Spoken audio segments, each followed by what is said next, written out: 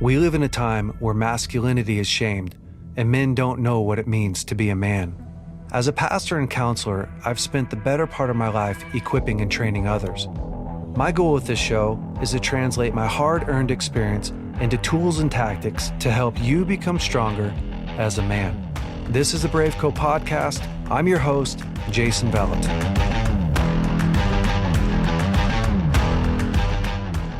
All right, BraveCo men, this week I have some real BraveCo men with me, and it's group 32. So these guys have been with me for almost a whole entire year, some of them over a year long. And man, it's just been so fun to run with each and every one of these guys. And we wanted to do this podcast really just to give each man like a real inside look to what BraveCo does and how you can, grow, run with guys, change your life. And so we're going to kind of dive into the good, the bad, the ugly of, what BraveCo is, what we offer, but also these guys' lives and where they're at and what's really happening. And but before we do that, I just want to introduce each guy. I'm going to spend a little bit of time looking up like this because they're on a big screen. And so if you're watching this and you notice that I'm not staring you down like I am right now, it's just because I'm looking at these guys. So just bear with me. But I just want to introduce each one of these guys. Dan Grotberg is just a really incredible friend of mine. And he's been a leader here at BraveCo for quite a while. MJ Salvatore, MJ's just such a solid dude. And MJ, correct me if I'm wrong, but when you were first thinking about BraveCo, I think that you had some major hesitation. If I remember, I was telling my wife I was telling Tim, and that I think that you were going to sign up, and then you're like, I'm not sure. And then I think I talked you back into it, like not talked you in, but just explained it a little bit more. Is that true? That's 100% facts. 100% so facts. I'm going to circle back around on that and find out if your investment was worth it. So we have William. So William, where are you from? Atlanta, Georgia. Okay. Yeah. And, man, it's just so good to have you on here. Byron Crisp, bottom left of my screen. Byron, is a guide for us as well. And, Byron actually won Man of the Year. So Byron graduated. Did you guys all graduate? Forgive me there's just a ton of guys. Okay. Yeah, that's what I thought. Okay. So all these guys have been with us for a year. And Byron won the Man of the Year award. And I'm going to have him share just a little bit about, why he actually won the Man of the Year award. It's because his life was so jacked up and he fixed it. So he did some work. And Byron's just an incredible leader, like all of these men are today. And it's so cool to have all you guys in one group, because I'm looking at this group going, oh, dang. Like you guys had a really powerful small group that just literally, we just put you guys together. Like we didn't think through like strategically. We didn't know you guys when we put you together. So just a bunch of savages here. Lewis. So we have Lewis here. Lewis is from England. And again, I've spent a lot of time with Lewis. He's also a guide, which means he leads other groups and other men for BraveCo as well. I know Dan does that. Byron does that as well. And, so I spent a lot of time with Lewis. He's trying to come to Texas. So if there's anybody from the embassy, American Embassy, listening to this, could you please just lighten up a little bit on Lewis? He's a good guy. He's solid, and we know that that's true. And then, of course, we have Chris Boyd. And Chris, I don't know where you're from. Can you just tell me where you're from? And yes, yeah. Right now, Grapevine, Texas. So Lewis is hopefully going to be joining. Our powers are going to come together here in DFW Metroplex. Bro, I love it. Yeah, that's awesome. So fellas, thank you so much just for carving some time out of your week to do this. And really, this whole entire thing started, like BraveCo started because of our heart to see men restored back into their original design, right? And we've talked about it so much on this podcast. I talked about it, last week with Steve Weatherford, and just about the state of the union for men right now. And men are struggling. And I'm not like trying to blow it up. I'm not like trying to even be dramatic. Like the non-dramatic state of the union for men is that they're suffering. Marriages are suffering. Men are struggling with anxiety, depression, erectile dysfunction, because of pornography. They're addicted, and then on one other side, you have some men that are doing good. But for the most part, a lot of men are really struggling and suffering. And when we were originally starting to build out, like, how do you help men? When I was thinking through, like, I really want to help men, there's like a 9 billion ways that you can help men. Like, I can just have a podcast and do that, and that's great. Or we can do yearly retreats somewhere. Or, it's a really complicated thing when you actually think about, like, there's just an infinite amount of options. And when I started really thinking about it and processing with the close men in my life, at some point we realized, like, unless you do discipleship, unless you do like real life on life, week by week discipleship, everything else just feels like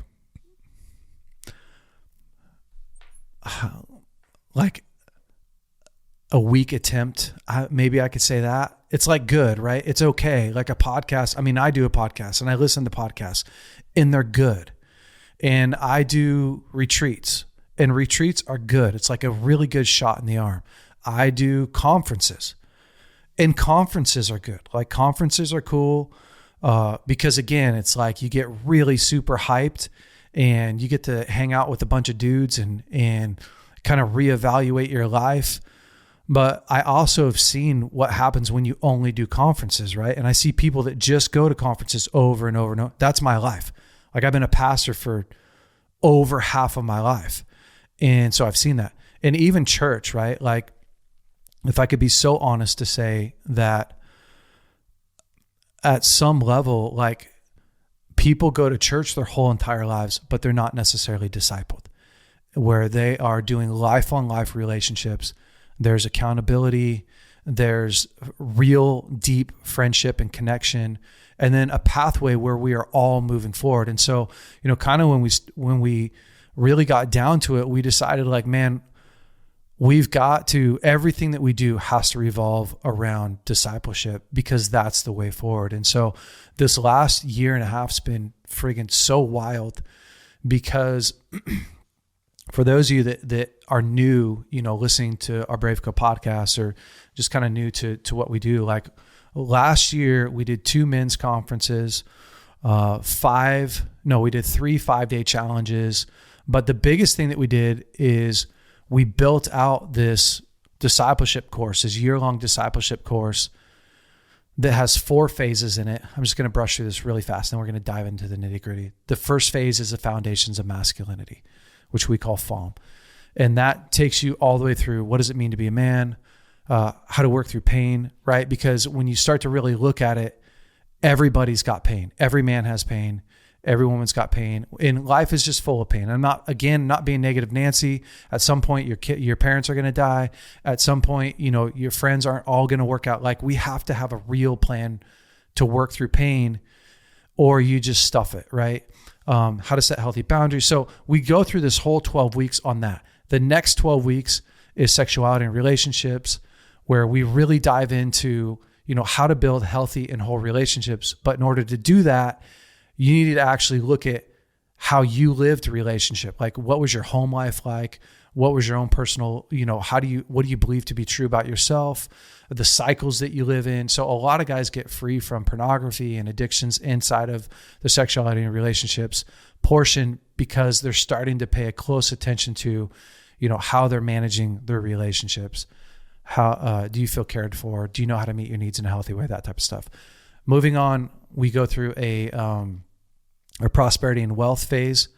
And then finally, the last phase is leadership. So how to lead yourself well, and then how to lead others. So these men, group 32, have gone through all 48 weeks of that. And they have sacrificed so much to literally to put a year of their life, to be really intentional with an entire year of their life, to meet in a small group once a week, to jump onto a watch party if they wanted to. So all these guys have access to me every single week. And some of them have access 2 times a week to me. So if you're leading a group, I meet with all the leaders who want to, as well as these guys are able to jump in and just ask any question they want. So they have done like this extensive, intensive course. And yeah, so again, guys, congratulations on completing that. But more importantly, I mean, I would love for you guys maybe just to talk a little bit about, and anyone can start, and maybe Byron, will start with you, because I already mentioned you were the man of the year, but can you tell me, like, where were you coming in and how did you feel about starting BraveCo? Like when you first started BraveCo, what were your thoughts? And then, how did you start to overcome some of that stuff? So go for it, Byron. Wow. That's a big question, Jay. So, coming into this, I knew BraveCo was coming up. I've been following you and your dad for years. And so when the 5-day challenge showed up, I signed up right away. I was like, all right, I'll get into this challenge, get going on that and see where it takes me. And then I guess my core problem was I knew I needed to change. I had no tools to do it with. That was my issue. I knew my life needed to change. I knew my marriage needed to change. I knew I needed to be able to look at myself in the mirror and take a good hard look at myself and say, what's wrong with me? And just couldn't do it. I couldn't look in the mirror and be honest with myself. That was my biggest challenge coming into this. So the 5-day challenge actually was really tough. I just found it just stretched me so much. And then when it came time to sign up, I talked to my wife. It's like, I get this chance to do this thing for a year. Should I do it? And she's like, yes, you should do it. So I signed up, like, all right, I'm in, I'm going for it. And anyways, it was a ride. Like, this was a scary ride for me. Like you ask any one of these guys on here, the first month, I don't think I said 5 words in any call, any night. I was like, no one needs to know me. And as I get into this, I was like, these guys actually care. Like, these guys actually want to see me be a better version of myself, to see me get healed, to see me become like a real guy, like a real man. And so that's where the journey started. And it was just nuts. It was just a crazy up and down and sideways and backwards journey that just took me from being such an unhealthy man to being a guy that's not scared to dive into any situation now, not scared to look at himself in the mirror. I'm not passive about life anymore. I just attack life, head on now. So that's what my journey starting into BraveCo was. It's crazy because it sounds so cliche, right? Like, that's what I would say if I was going to make like a marketing packet, is like, men, do you want to attack life? Do you want to be able to look in the mirror and like yourself? Do you want to be able to wake up in the morning and feel proud of the man that you are? Like, right? Like, I could just do that off the top of my head. And so when guys listen to that, they're like, man, what was like the turning point for you, Byron? I mean, 'cause you're in small group, and I know what you mean. Like, it can be really painful to show up week after week and be like kind of terrified that at people getting to know you and even looking at your weaknesses. Let's be honest, not even secrets, right? Like, even if you don't have secrets, but just your weaknesses, guys finding out like, oh, your marriage sucks. That's a freaking crappy thing to have to face. Like, my marriage really sucks and I don't feel like a man because I don't know how to fix that. Right? Like, what was kind of the turning point for you, Byron, where you're like, I'm going to go after this? Was it the guys like kind of winning you over with their vulnerability, or the week to week, like, consistency? What was it for you? I would say a little bit of everything there. The week to week consistency was really big. Building relationships with other men. Like, I've been isolated for years. I don't really have a lot of close men friends that I can rely on, that can speak into my life. So building relationships with guys here in this group that could speak into my life and that I would allow them to speak into my life made a big difference. And, and then it all came to a head. I had an instance where one night I called Dan, and I was just like the poor guy had to listen to me like cry on the phone for like 10 minutes. I was like I couldn't even get like speak. He just listened to me cry. And it's like, I'm in a mess. And I think part of that was just being so vulnerable and so open that, it gave me the courage to, actually have some hard conversations with myself, with my wife. And that's when things started to turn. When I finally, was able to be truly vulnerable, that's when I found that I could be truly strong, and things really broke from there. What was it like the first time that you were like trying to be really vulnerable with your wife? And we're going to let some of these other guys open up, but I think that's such a common thing right now for men is, right, they're looking at their marriage and going like, man, my marriage is not in a great place. And part of it is, I just don't know how to fix it. I don't know how to really show up. Like, Byron, what did it look like, especially with your wife going like, no, you need to do BraveCo? What was that journey like between you and her? Man, that was scary. If I'm going to be completely honest, it was terrifying to be completely vulnerable with my wife. It was terrifying to admit where my failures were, where my weaknesses are, and to say, I know I need to do better, but I'm not sure how this is going to look coming out the other side. And, it came right down to the two of us going for a drive, grabbing a coffee, and sitting at a park in the car with the doors locked, and like, we're going to talk this out. And like, there was a lot of, on my side, there was a lot of tears, a lot of just opening up and saying, I'm scared, and I don't know how to move forward from here. I'm scared that if I'm honest, you're going to, walk out. Like, this is going to be the end. But like I said, like as I became vulnerable, I started to find strength. Yeah. And I think that's so important, right? Is that you're able to express your fear to her and go like, I'm afraid that you're going to leave. Like, that's the ultimate fear, right? Like, I'm afraid that I'm just going to be completely rejected, that you're going to be out of here, and I'm going to be like in this men's program with my pants half down. Like, I finally got vulnerable. I'm finally kind of pressing in. I'm afraid I'm going to lose it all. That's real. Yeah. That's the risk. That's the risk. Gosh dang. It's kind of fun that you're in a group of such solid men. And I know that because I know these guys, and some more than others. But when I look at it, especially looking at your group now, I didn't know that these guys were all in your group, Byron. It's fun that you got the man of the year, but like the men of the year is this group, right? You've got a group of studs behind you, like helping to pour into you. And that's like brought you to a whole new level. Absolutely. You don't get man of the year on your own. There's just no way. There's just no way. And honestly, it's what every man wants. I was talking to Steve Weatherford, and he was talking about how to become a dangerous man, right? Like, we were spelling that out. And I was telling him, like, to me, the easiest, quickest way is to not do it on your own.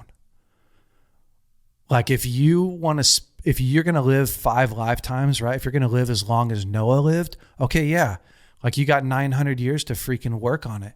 But if you don't want to have to, try and fail a million times, like, get with a group of guys who are already going in a great direction, who already have momentum, attach yourself to them, and you get their success. Like, that is the quickest, easiest, although it's challenging. There's nothing quick and there's nothing easy about it, but it is the quickest way to get to where you want to go. Hands down. William, just share a little bit about, like, what were some of the challenges for you in BraveCo? How did you come in? Did you come in like good to go? I know some guys came into BraveCo, their life wasn't necessarily a mess or anything like that. How did you come in? I came in by accident. I was on Facebook and saw the 5 day challenge and was just like, heck, why not give it a shot? Like I've followed Bethel. I've seen your stuff. I've seen your dad's stuff. And I was like, hey, maybe I'll get something out of this week, not realizing that 5 days in, I'd be sitting there like crying and like realizing like, wow, there's a lot of stuff that I've packed into myself that I don't want to share with people. And like going into it, I thought I was okay. Being completely honest, I was like, hey, like this seems like it'd be a great journey, great opportunity. But coming into it and going through like the masculinity phase. And then I think for me, it was more like the sexuality and relationship phase that like smacked me really hard. Because I began to realize like listening to these guys every week, like open up and be vulnerable. Like that was not really a place there I was. But at times I would hold back quite a bit because I was like, I'm so afraid of sharing. A lot of it just being from past relationships with other men that just went sour and like being vulnerable with them and like my family and my brothers, my dad, like not being the most emotionally available. So coming into it, like one of the biggest struggles was that vulnerability aspect. And I think a lot for me was the insecurity of just like, if I'm open with these guys, like what's going to happen?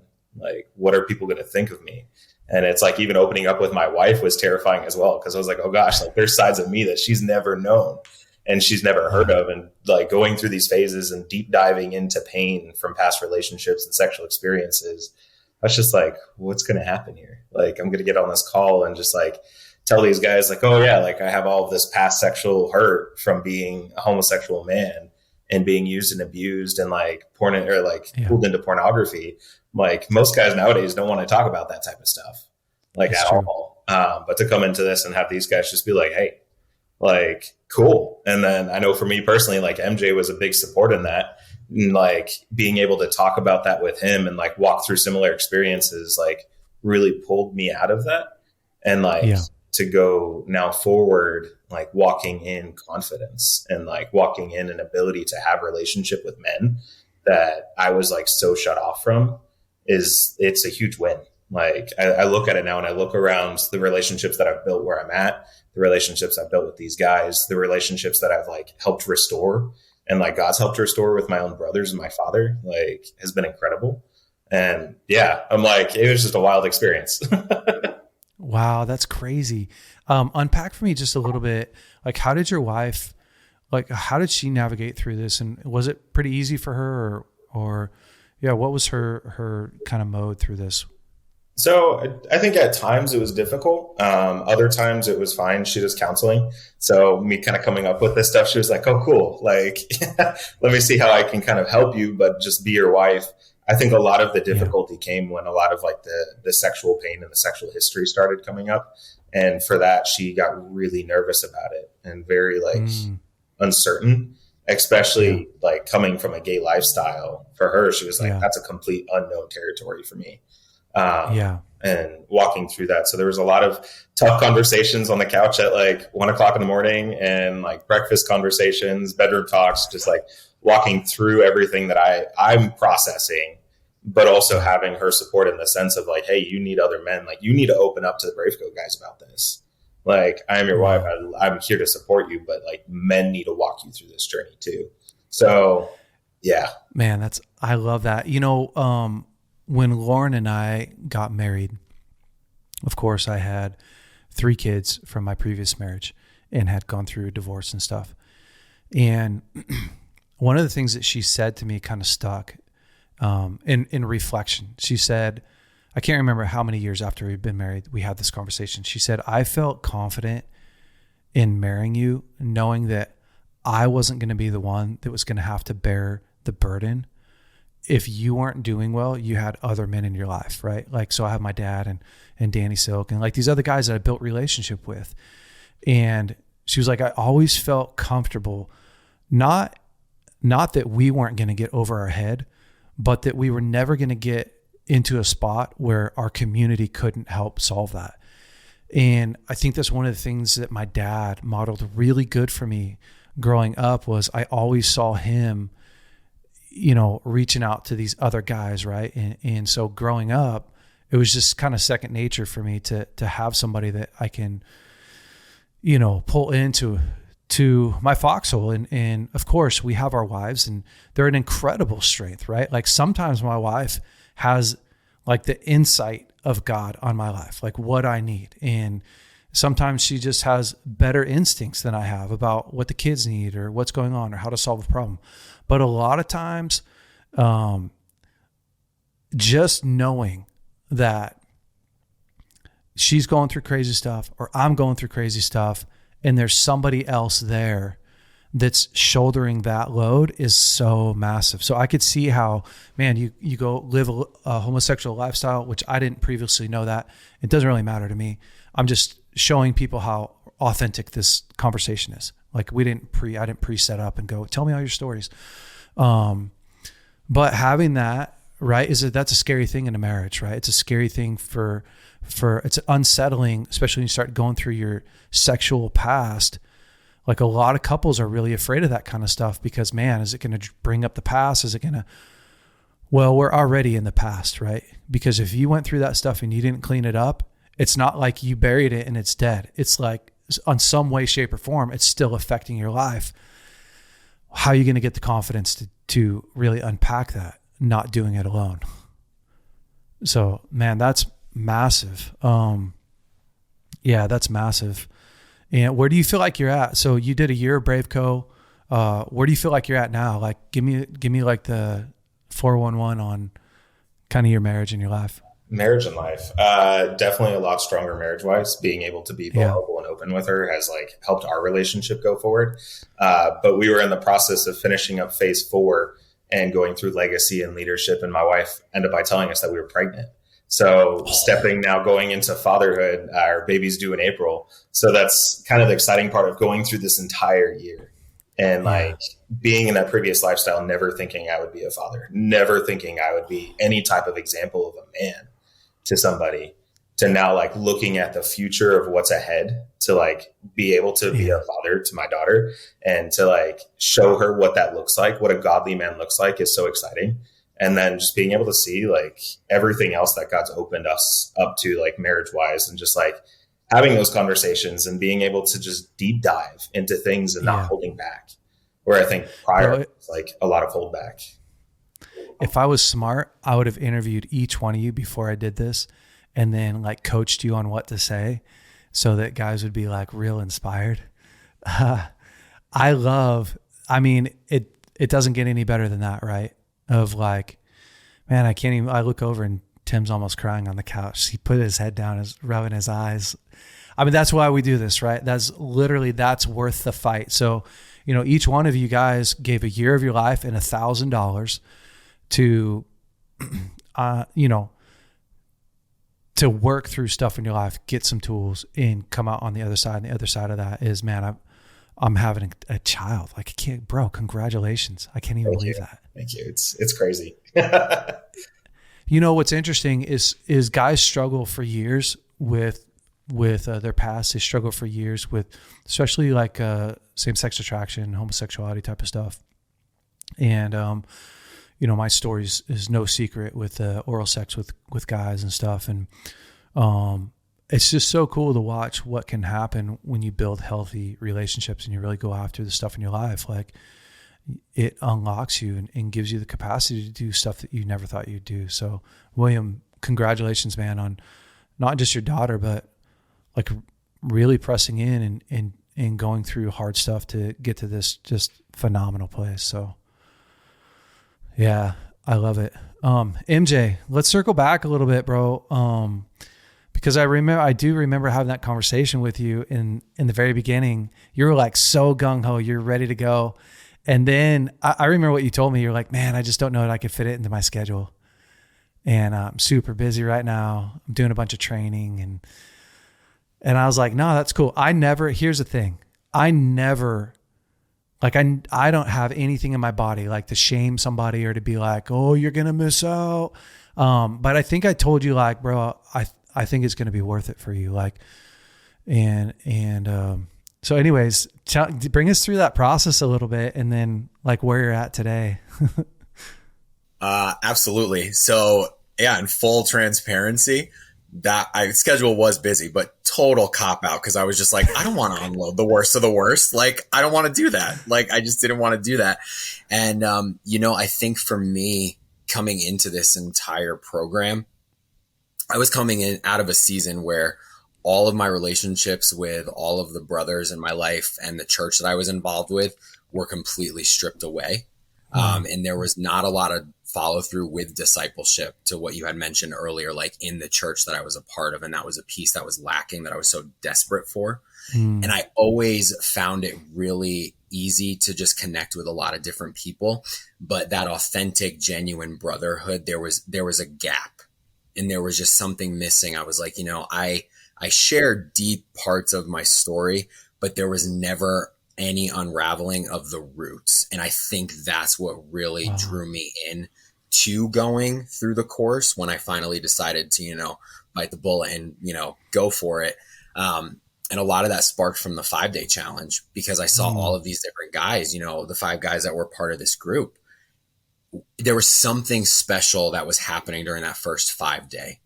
And I'm just like, going Facebook Live and talking through things. I was like, this is great. But people were responding to that vulnerability. And there was something with these men that I saw. And I was like, I really want to do this. But there was just that, it's a push and pull, right? Where it's like, I could do this because I want to be stretched and I want to grow. But then it's also like, in doing that, I'm going to open myself up to be fully known. And that's terrifying. Yeah. That's terrifying.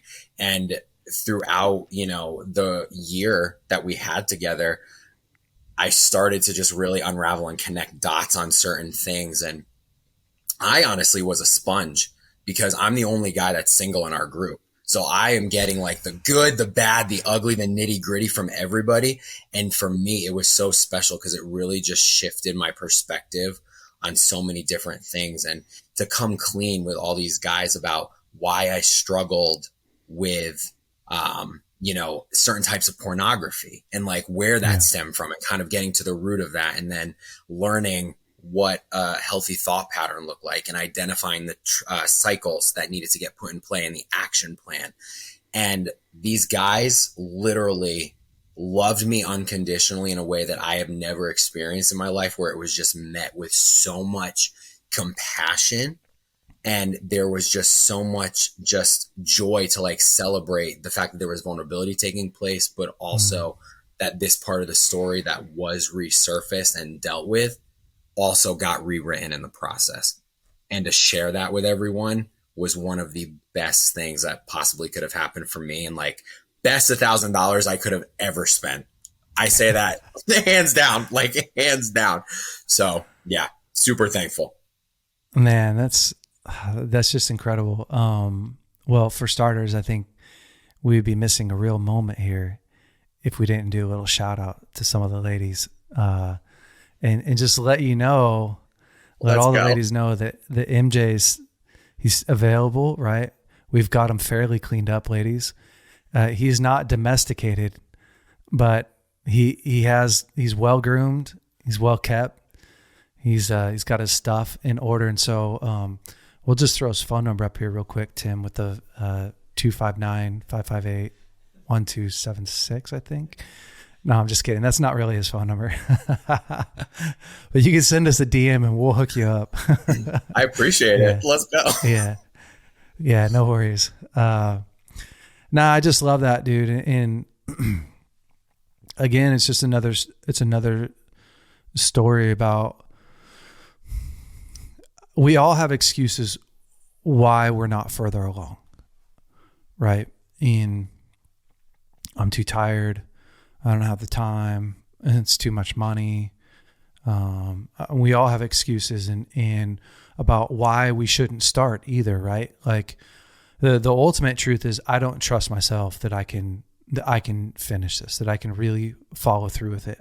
I'm working on that theory, but I think that's a lot of it. And so it's so cool to watch you push through that fear and just kind of buckle down. And I was listening to David Goggins the other day, which I don't know how many of you know David Goggins, but I can't repeat word for word what he said. But he said, when I wake up in the morning and I don't want to get out of bed, he said, I just say to myself, are you going to be a little beep today? Or are you going to get out of bed? And it's just kind of fun, right? Like what it says is we're all human.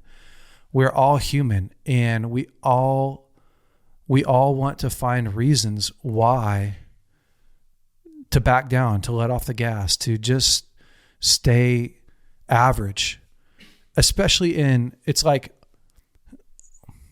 in the fitness world, MJ, I just know that like you're a beast in the fitness world, and right? Like, aren't you a personal trainer? I am. Yes. Yeah. And so it's easy to like be really successful in one area of our life, and then just like for that to be the success of your life. Like, I'm a successful man. Like, I'm a businessman. I make a lot of money. Or I'm a successful man. Like, I've got muscles. Or I'm a successful man. Like, whatever, whatever. I make trinkets, and people like the trinkets that I make. But that's not necessarily the sign of success in our life. Like, do you enjoy waking up in your shoes? Can you look yourself in the mirror? Do you feel proud of yourself? And man, just congrats on the hesitation, looking yourself in the mirror and going like, all right, dude, you got to buckle down and really do this. So that's awesome, MJ. Way to go. I love it. Dan, are you the leader of this group originally? And the reason why I'm asking, people are going to be like, gosh, do you not know? Well, there's 3 guys in this group, at least that I know of, that lead other groups. And so, were you the original leader of this group, Dan?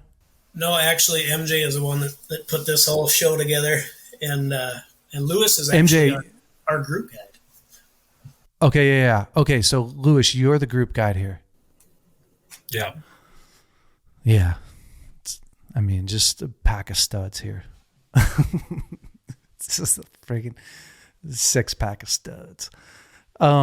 Lewis, I just want to talk to you a little bit, because you're the leader, and like, talk me through a little bit what it was like to, lead these guys, and some of the, for you, was it like a really natural thing to just jump in and like, man, I'm going to lead a group of guys through, the challenges that they face. I mean, some of these guys, they had some real problems, right? Like their marriage, Byron's marriage was suffering, and you have William, who like is struggling with some serious sexual stuff, and not serious in the form that like he's acting out or anything like that. Like, I'm not trying to blow it up, but like just the challenges that he faces. And, you have MJ, just being single alone is a pain, like you got to talk to the guy about his single problems.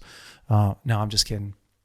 But, what was it like for you? What were some of the challenges that you faced in being specifically in leading these guys and being a leader? And then kind of like, what were some of the keys and the tips that you used to like help bring the best out of these men? Absolutely. So in a lot of ways, it was something completely new for me. So I'd never really done anything like this before. And I actually did the BraveCo 12-week challenge, or the 12-week before this ran. We put a bunch of feedback almost that we wanted something longer. We all did the 5-day, all were killing it. So I can explain that. Yeah, let me just explain that really quick. Because before we did the 12-month discipleship course, we ran, and before we had the name BraveCo, first it was just like I said, hey, if anybody wants to come on, I'm going to do 10 days of like masculinity stuff. So we did that. Then we ran it back again, and we called it like man-to-man, and like having man-to-man conversations, which you can't keep that name, right? Like, because if you Google man-to-man, that's a real bad thing to do. Like, men, don't do that. And so we realized right away, like, you can't call it man-to-man. And, but then when we ran it back, right, we had the name BraveCo and launched and branded and all that. So that's what Lewis is talking about. Then let me just describe the 5-day challenge really quick, because I think probably a lot of guys are like, what was the 5-day challenge? So last year we did these challenges, these free 5-day challenges, and we do 5 nights in a row on Facebook, and any guy could join in. And like I would speak, we bring in all kinds of guest speakers that were awesome. And we just talk about these really powerful topics, like how to break a cycle, or how to work through pain, or whatever, like how to build an incredible life. My dad came on, Kolzik, Greg Hendricks came in there, Steve Weatherford came in. And so those 5-day challenges were freaking awesome. We had thousands of guys on those challenges because, again, they're free. And then after the challenge, after the 5 days, if anyone wanted to sign up and go through our year-long discipleship program, they can do it. So it's kind of a taste of that. So anyways, Lewis, sorry to cut you off, but I just want to give a little bit of context for guys. So you were saying that this was kind of new for you. You hadn't led a group really. So take it from there. Yeah, so in a lot of ways, I was almost discovering my leadership style and how I lead, and really the fact that it's something I really am passionate about and something I really want to do a ton more of. And in some ways, it was a really easy group to lead because they were killing it on the 5-day. Like, these are the men who are showing up the most, which is why we got together. We were like, why would we want to hang out with anyone else when we're kind of going after it? So, we're the best of the best in that kind of 5-day, right? So that's kind of go after it. So in a lot of ways, I had guys who were just instantly out the gate, absolutely running for it. Like session 1, we were already diving into it, really going deep, really didn't have to work at all to really get the vulnerability, get the transparency out there, and to kind of break through a lot of the walls that we the misconceptions that we had, and really, learning by leading, and leading by leading, and allowing others to really take that spot in. So we did a rotation. So we had it each week. We had one guy step up, lead, walk through the content. I think actually that was the best way, because it all felt like in our own way, we were all taking turns leading, pushing this thing forwards. We all felt like we had an ownership thing of this. And my leadership style is in a way that I try and empower and equip others rather than trying to kind of do it all. So I think in a lot of ways it was a team effort. Everyone was pushing us forwards. Like some of the times that like Dan, Chris, William, MJ, Byron all led just incredibly in each of the questions they asked, the amount of planning they put into really digging in. And so in a lot of ways, I just remember there was a time on Aaron's Zint's thing where we kind of had to share something like the deepest, darkest secrets, and we kind of just reeled that off, and the things that we'd never shared about to anyone at all. And then like we had like a 5-day challenge. I think it was like the second one we ran like 3 weeks after, and they were like sharing those deepest, darkest secrets as their testimony that they weaponized their story for, to go and kind of say like, come on, like this is what God's done in our lives. This is what the power of what the Lord's doing in this movement. And actually, it's not something that's far off. It's so achievable. This is where I was. And actually just over 2 seasons, like this is where I'm now. Bro, it's insane. So you brought up something, weaponizing your story, that we've talked about a little bit on the podcast, but where each one of you men had, so when he talks about Aaron Zint, that's phase 2, lesson number 9. Guys, look at how much I have this content in my brain. So yeah, phase 2, which is sexuality and relationships, lesson number 9 is Aaron Zint. And Aaron just friggin' does an incredible job at unpacking the problem behind porn. And one of the things that he's talking about is really drawing a line in the sand and getting out the secrets, right? And part of weaponizing your story is a lot of guys are so afraid to share their past, right? The deepest, darkest things that they've done, because we're so afraid that they're going to get used against us. But what we don't realize is the stuff that we've overcome is now a weapon for us and other men, right? Like that's the fuel that other guys use to get out of their hellhole. And so, when William says, oh man, I was struggling with my same-sex attraction past in living that lifestyle, like there's a guy watching this today that just got a ton of hope and a ton of fuel and is going to run with that and go, okay, I can do it too. Or, when you hear Byron go like, my marriage sucked, I wanted to look at myself in the mirror. I wanted to be proud. I had a conversation with my wife. I got real with a bunch of men. Like somebody's going to be sitting, listening to this podcast and go, okay, I can do that too. That's what we mean about weaponizing your past and weaponizing your story. And ultimately, guys, like that is the call for all of us to take the hardest places in your life, the places where you were most ashamed, the places where you fell, and weaponizing that, right? Like don't hide it. Don't let it define you. You begin to define it. And you go, this is not what makes me ugly. This is what makes me beautiful. This is what makes me powerful, is I am not the sum total of my worst day or my worst moment. My ability to overcome that, gain victory over that is a breakthrough for every person in my life. And so, Man, I love that. And yeah, you guys, I think it's really cool. Taking turns to have each guy lead is awesome. You know, mostly what I wanted to highlight is a lot of guys think that they have to be this freaking type A, like top of the food chain, CEO, prison warden to lead a group of powerful men. And it just couldn't be further from the truth, right? Like it couldn't. And when we talk about leading a group, really, honestly, you're the facilitator of information. Like you're the guy that everyone can count on to make sure that each person, you know, is cared for and that you're on time, that, you know, you're kind of like holding the standard and, you know, you're confronting the dude that doesn't want to talk at all, Byron, and you're stopping the guy that wants to talk all the time, MJ. You know what I mean? Like you're helping to like make sure, and that's leadership. Like if you can do that, it's Jesus with the disciples. It's like he's not stopping them from arguing about who's the greatest. He's just going like, hey guys, if you really do want to be great, like here's how you do it. You know, look, can we just keep moving on here? And so I love that. Anything else? Any other thoughts about that, Lewis? I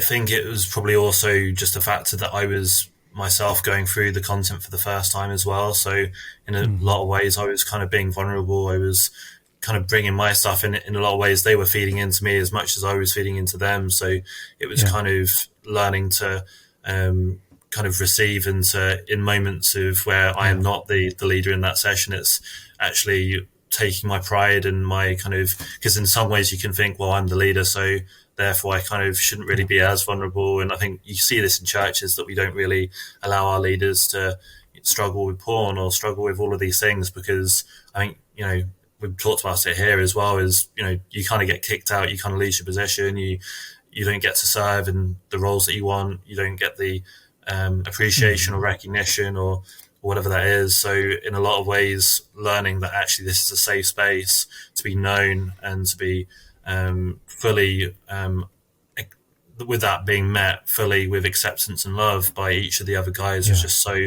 life transformative, really. I love it, man.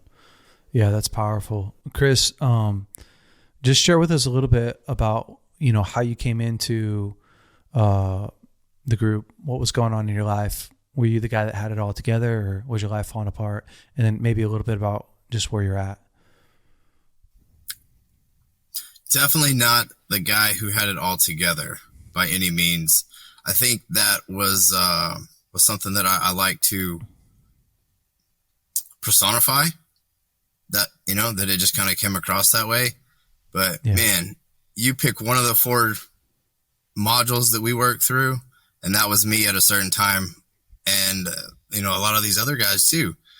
So that's what made this group so powerful, is these gentlemen all linking arms from the very get-go. Like Lewis said, dude, Jay, these guys dove in head first, no hands, just straight face in the water, man. And then somebody was there to pick them up. So I got a little ahead of myself there, but so definitely not the guy who had it all together. The thing that drew me to this was, man, I was just tired of not meeting my potential.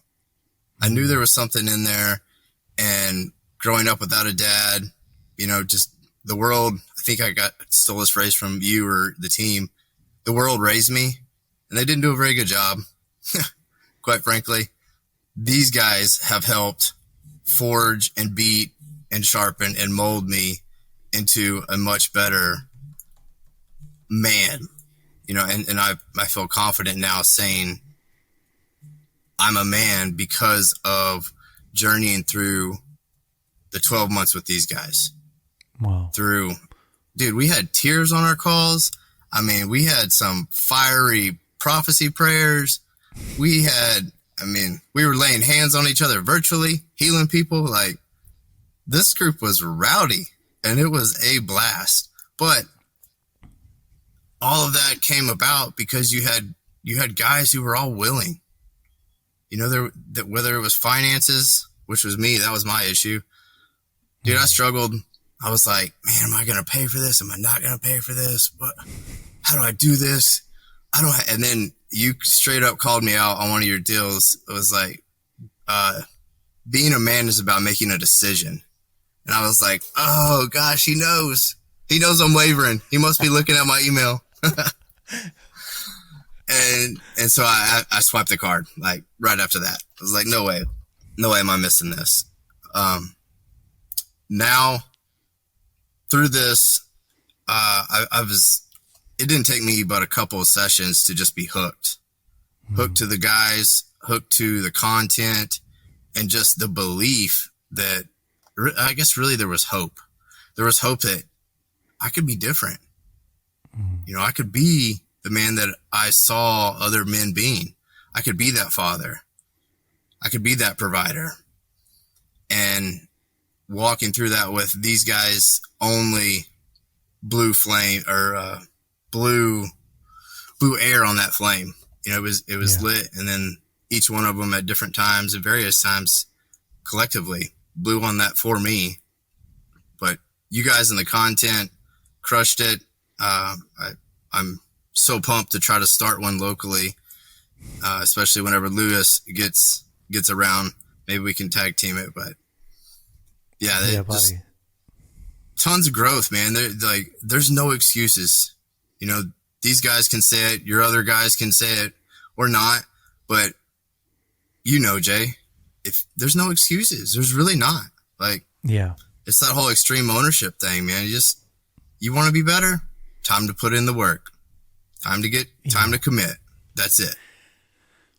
Which is, in a lot of ways, is so freeing, right? Like, it's so freeing to know that, listen, honestly, the only thing holding you back is you.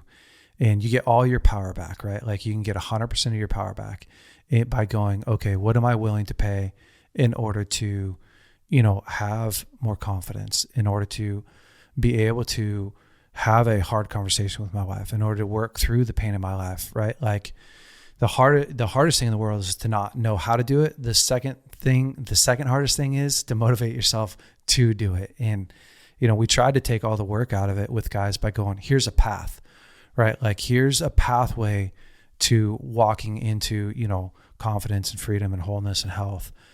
Now it's up to you to work together as men, as brothers, in different parts of the way. Like, somebody's going to have to drag you across that line, and somebody's going to have to motivate you, because you don't always feel good and you're not always at your best. And sometimes you get down, and man, I love that, Chris. That's just, it's awesome. I think we have a lot of guys who, are like, man, I don't have the finances to do it. And when we were creating BraveCo, so full disclosure, when we were creating this, I had originally went like, I just want to do like a $10 a month subscription, you know, like Netflix does. And I got a lot of input on it, like, cause it's hard to know what to charge. Right. And I had a whole bunch of businessmen and friends, close friends, go, listen, bro, if guys don't put real skin in the game, they're not going to do it. Like, they're going to come in for like one time. As soon as it gets tough, they're going to be like, I'm done. And then secondarily, they're like, we're going to have to fund BraveCo. Cause you know, we spent $120,000 building out our platform that we use. We spent $80,000 filming content because we didn't do a crappy job. Like, we did a really good job.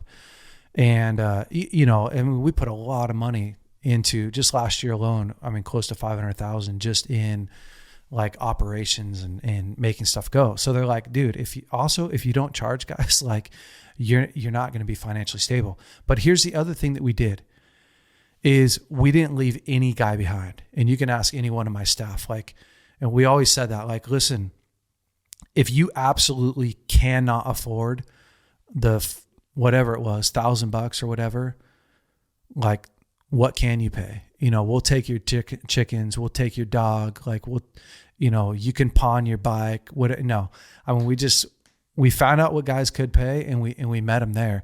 And, cause you can call a guy's bluff too on that, right? Like you can call a guy's bluff where it's like, oh man, it's just, I don't have the money, I'd love to do it. And then you're like, okay, well, what do you have?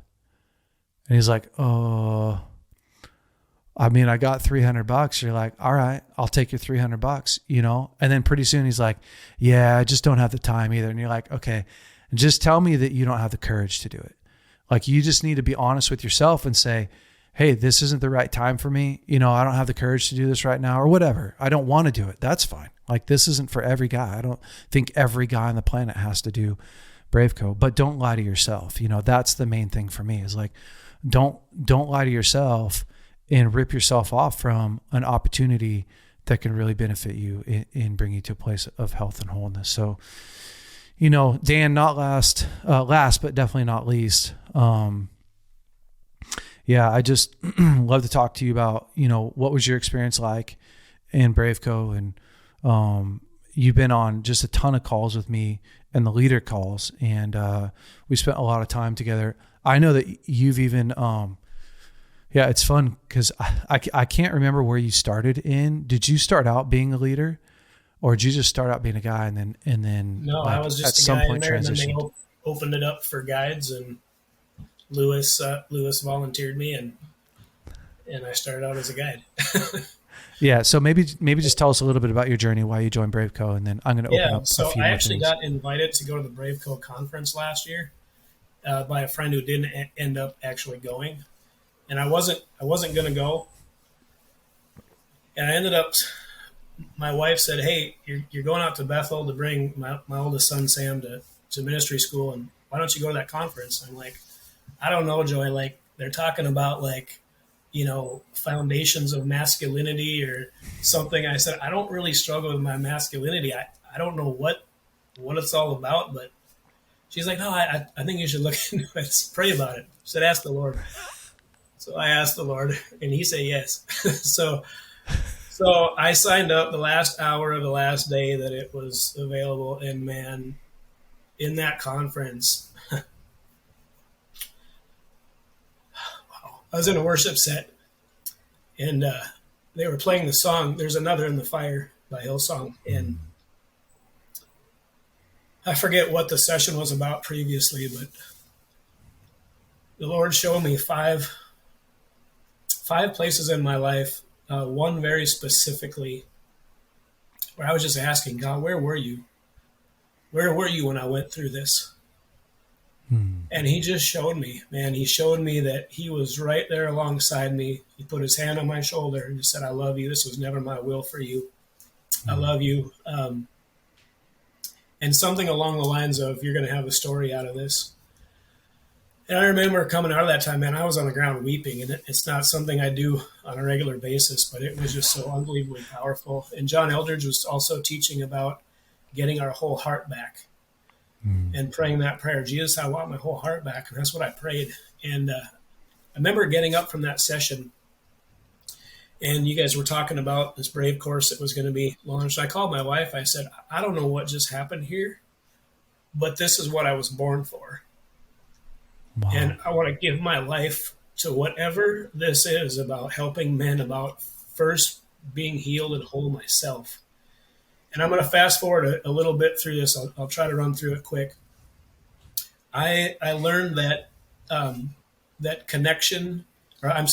sobriety wasn't the opposite of addiction. Connection is. So you guys were teaching. And I learned what that connection was. And I've had my relationship with my kids restored.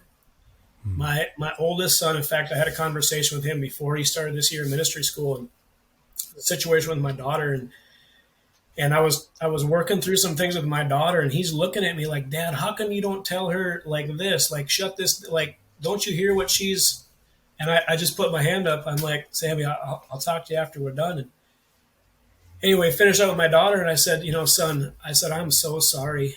I said, you and your two younger siblings basically had two completely different dads. I said, I never listened to you. I parented you out of fear. And I'm just so sorry. And it actually began another level of restoration, my relationship with him. My daughter had an amazing transformation about 3 months ago. In September. Radically had an encounter with the Lord. She is talking to me. I mean, we're just having an amazing time that we just haven't had in years before that. My youngest son is now a senior. Just have an amazing connection with him. My wife wrote me a letter through this, and we were having a really hard time. And my wife is not a words of affirmation or physical touch person. I am, but that was just something that we'd struggled with in our marriage. And finally, she wrote me a letter, and she said, God created you with something that only he can fill.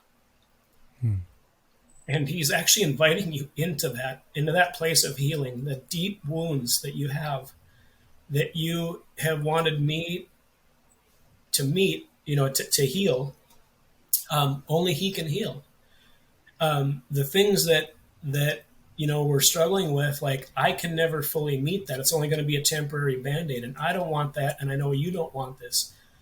But it comes with entering his gates with thanksgiving and his courts with praise. And your times with the Lord, I believe, are going to be amazing. And he's going to meet you there just like he met me. What you're going through is the same thing that I went through with the inner healing, and I got healed and the Lord met me. So fast forward that, the next 2 weeks I did that. I got up every morning and I'm like, God, I need you. I want to be healed in these areas of my life. You guys, through this course, you taught us how to process pain, how to go through forgiveness, that it's actually, it isn't a matter that we haven't forgiven. It's that we were actually never given permission to process the pain and the wound. And then the forgiveness that came out of that was so complete, where I never had to process those same wounds twice, just like you had explained. 2 weeks later, my wife comes down the stairs and she says, Dan, there is something so unbelievably attractive about you right now. And as we're processing it, we got to a place where she didn't have to be Jesus in my life. I had found my Father. My Heavenly Father met me in those places. So, man, it's been a wild ride, and we're still on the journey. And these guys here, I just want to rip through the screen and give each one of them a hug. And I'm not a virtual platform guy. That was probably the hardest thing for me with the course was, seeing guys through the screen, not be able to put my arm around them and either punch them or, give them a hug. So anyway, that's that. Gosh dang, dude. What's been so fun is watching you like process through this past year, because we've spent halfway through the year when you became a guide, and then we spent quite a bit of time together because I'm on a once a week call with all of the guys in BraveCo. Whoever wants to jump in can jump in. And then I'm on a once a week call with just the guides, right? So the leaders leading the other guys. And so with the guides, I get really close because there's less of them and they're a little bit more consistent. And you and Lewis and Byron have been on every call, on like almost every call. Like I just know you three are going to be there. And so it's super fun to watch you go all the way through, this whole journey and ask lots of questions and whatever, have good dialogue. But what's been so fun for me too is as I'm watching you guys grow and learn and gain confidence, I'm also watching you like take the content and then go teach it. So I watched you do that this year. Like you took, I think, the forgiveness and working through pain and forgiveness and go and teach that. I watch a couple other guys do that too. Like, hey Jay, is it cool if I take these 2 lessons or whatever, and if I go and teach it here? And it's been so much fun to not just like, cause that's the real deal, right? Like that's when you're actually making a disciple, is you're not just giving somebody content. It's transforming them, body, soul, and spirit. And then it's becoming them, like, right? Like now you're going and giving that away. And it's honestly what I love the most about what we do is like, okay, yeah, get well, get trained, and then go give back. like get activated in what God has for you. And we've been going for almost an hour, so I'm gonna kind of shut this down here soon. Does anybody feel like we left anything out that you want me to hit, or you want me to ask a question, or that I haven't? So you got anything burning inside of you that you're like, man, you better call on me? If not, it's no worries. I just want to make sure I don't miss anything before we move on. I just want to bring up identity for a second. I didn't catch it the first time we did the 5-day challenge, but when I was getting ready to become a guide for class 3, and Jay, when you taught that lesson on the men need a new name, and that night in the 5-day challenge, I got a new name.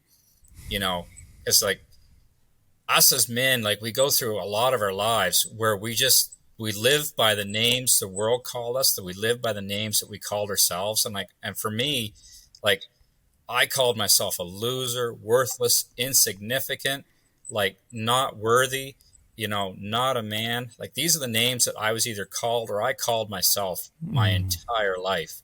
Wow. And in that lesson where, the men need a new name, I clearly heard God say, like, Byron, you were Byron the strong, you were Byron the courageous. And I mean, it spoke to me so deeply. I actually went and even got a tattoo about it. Like, yeah, you did. like a big one, like it covers most of my arm. And like, because I knew that's who I was deep down inside. I knew that's who I was. And when we start to walk in the identity that God gives us instead of the identity the world gave us, like, it's a game changer. It's a game changer for every man out there. And I just think it's so cool that through BraveCo, so many men are learning who they actually are. That's what I think was one of the most powerful things in BraveCo. Man, I love that. Yeah, I remember that moment too. And on that 5-day challenge, that was a really powerful night. I think that was the first time I had delivered that message like that. And kind of we came down to the pinnacle of the moment where I talked about the different names, that whatever, if my dad was called, I was called, and then in different places in the Bible, right? And then at the end, we had every guy like sit down and close his eyes and ask God, like, what do you call me? Right? Like, what were the names that you were called, and what do you call me? And man, that was a freaking powerful night. Like, guys started sharing right there. They started sharing, what God called them. Just super powerful. But yeah, it's true. Like, a massive part of getting your life back is getting your identity back, because everything falls in line with that. And yeah, it's incredible. MJ, go for it, man. Just again, this was just right in my heart as we were just kind of wrapping up here. But I think for anyone else listening to this, I think just for some encouragement and hope, I think the most rewarding thing when we got to the last like week of the 12 months was like our final like meeting. We wrapped up right at the end of November. None of us were the same guys that we were at the start. And I think that's something that people listening need to like be reminded of. Like, if you're willing to put in the work, you will not be the same person you were at the start. And that's the beauty of having your whole story rewritten, right? You have people that are coming alongside you. You have people that are loving you through all of the ish.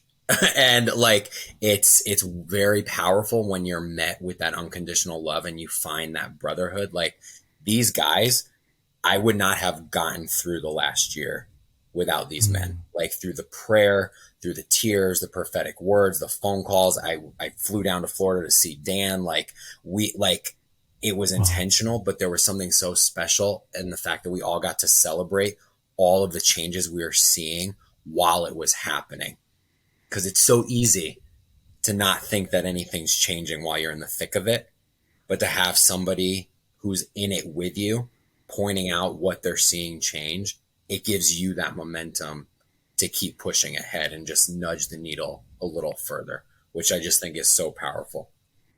Man, I love that. Yeah, it's fantastic. Well, guys, once again, like, I just want to congratulate you on, just taking so much ownership of your life and a job well done.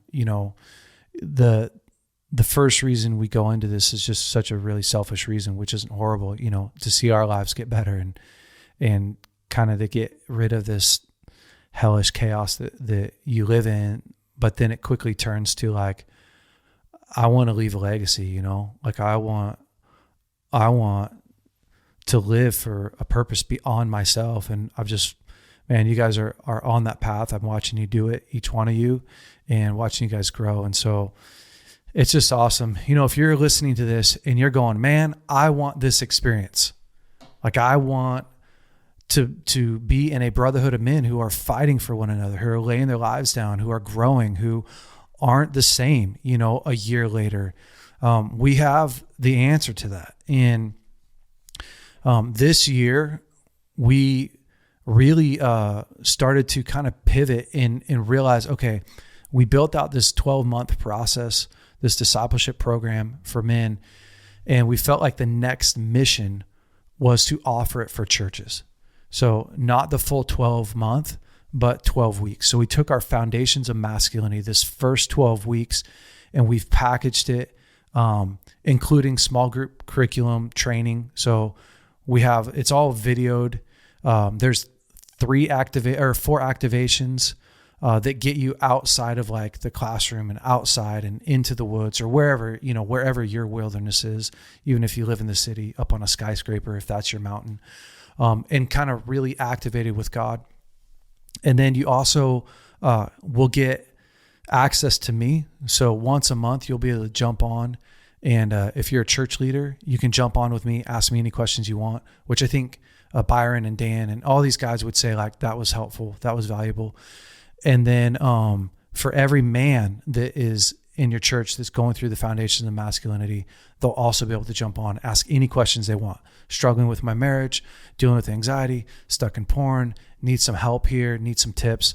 And we help to answer those questions. And again, create like a greater community of men that are all running towards something. So, you know, these guys had each other, but they also had other men all year long that they were partnered up with, which really helps. And so, you know, that 12-week curriculum, the Foundations of Masculinity, will be available at the end of this month. You can literally go to braveco.org. There's a section there just for churches. So if you're a church pastor, or if you want to get this into your church and go through the Foundations of Masculinity, you can just send that to your pastor, fill out the information. We personally meet with the church leaders. We do it over Zoom, find out how we can best help you and how we can equip you, and we can do that. If you're just a dude, you're like a Byron or a Lewis or MJ or William, and you're like, man, I want to go through something like this. What we have for you is we have, again, the Foundations of Masculinity, that first 12 weeks that you can get with a group of your guys that you already have. And what I love about Lewis's story is like, he wasn't the strongest guy in the room in every area. He didn't have every place of his life figured out.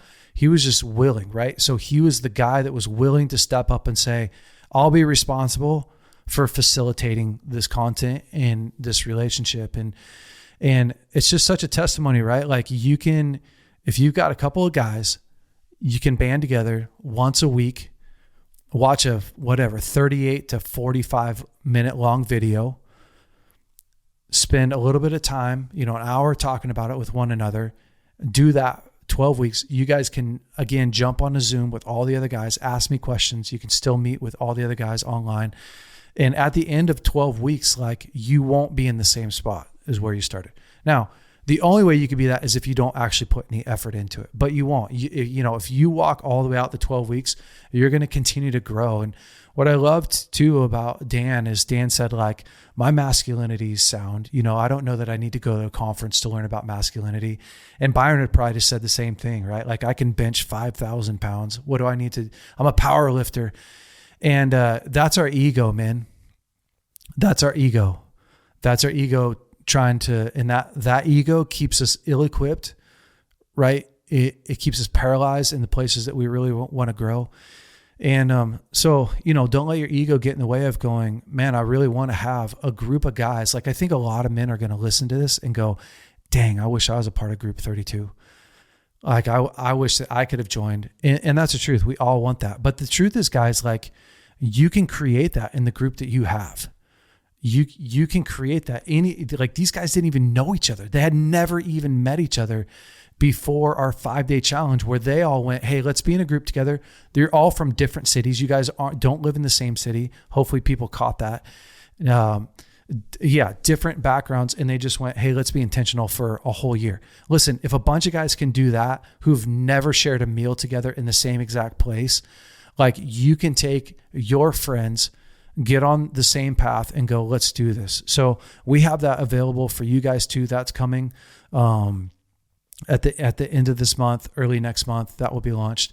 You can actually get access to it now, but we're making the package better. So we're giving you a whole bunch of extra stuff there. So hopefully this was super beneficial for you guys. Men, thank you so much again for your time. You guys you're honestly the favorite part of my week is jumping on, being with you guys. And I just feel so much gratitude in my heart, for all the stuff that we've been through together, just the highs and the lows, and watching you guys, take ownership of your life. And honestly, man, it's just so humbling. I've watched Tim cry over here twice now. And it's just, we're both filled with gratitude, right? Of getting to be a part of, man, just a bunch of honestly brave guys who are willing to step up. And so we want to invite everyone else into the community. You don't have to watch our videos or whatever. You can simply just join us, subscribe to our podcast. I mean, that helps move the needle, right? Share what we're doing.